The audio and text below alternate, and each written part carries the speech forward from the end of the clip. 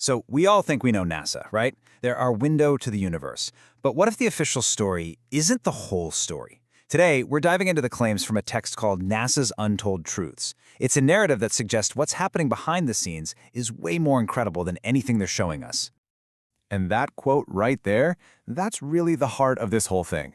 The author isn't just spinning theories. They're framing this as a personal journey, one that started with total belief and ended with some absolutely startling discoveries.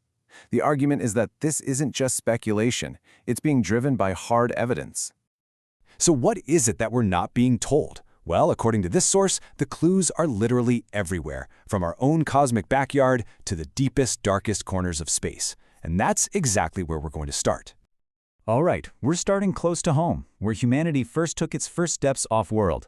The claim here is that some of the most mind-blowing evidence is hiding in plain sight, right there on the Moon and Mars. First up, the Moon. We tend to think of it as this quiet, dead, dusty rock we've already conquered, right? Been there, done that.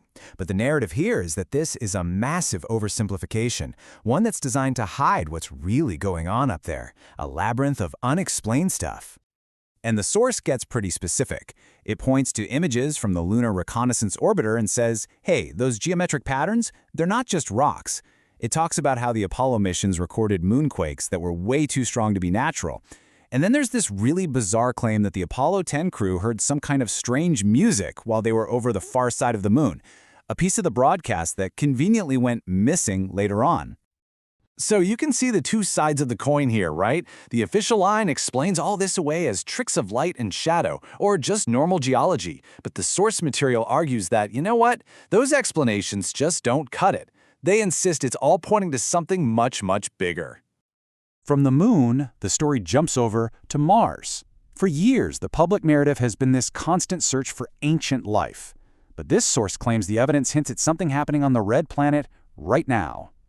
For instance, NASA has confirmed finding complex organic molecules. The source says that's a much stronger hint of current microbial life than they're letting on. It also brings back the infamous face on Mars, arguing that with newer, high-def images, it shows way too much intelligent-looking detail to just be pareidolia, our brain's tendency to see faces in random patterns. And to top it off, it points to these mysterious glowing lights that orbiters have photographed, lights that have absolutely no official explanation. Okay, so now let's zoom out. We're leaving our immediate neighbors behind and heading into the great unknown, into deep space. And according to the text, this is where the anomalies get even stranger and even harder to explain away. You might remember this one, Oumuamua. It was the very first interstellar object we've ever seen pass through our solar system. Its shape was bizarre, super long and thin, and it was accelerating as it moved away from the sun, without any rocket exhaust. This led a lot of people, including the source text, to ask, what if that thing wasn't natural? Okay, this next one is a real deep dive into conspiracy lore, but the source makes a big deal out of it. It's called the Black Knight Satellite. The theory is based on weird radar signals and photos going back decades, and the idea is that there's this ancient, non-human object in a polar orbit around Earth, one that was there long before we ever launched our first satellite. And that brings us to a topic that's been all over the news lately. UAPs, or Unidentified Anomalous Phenomena. NASA is now officially part of the investigation, but the perspective here is that what we're being shown publicly is just the tip of the iceberg, that it's all heavily sanitized, and the really compelling data is being kept under lock and key.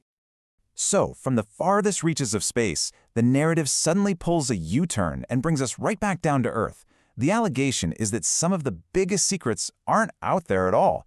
They're right here, hidden inside classified programs on our own planet. The Space Fence, for example, is a very real military program. But this narrative claims its real capabilities go way beyond just tracking space junk, that it's monitoring technologies that officially don't even exist.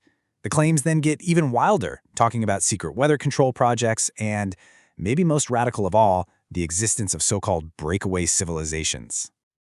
So, what in the world is a breakaway civilization?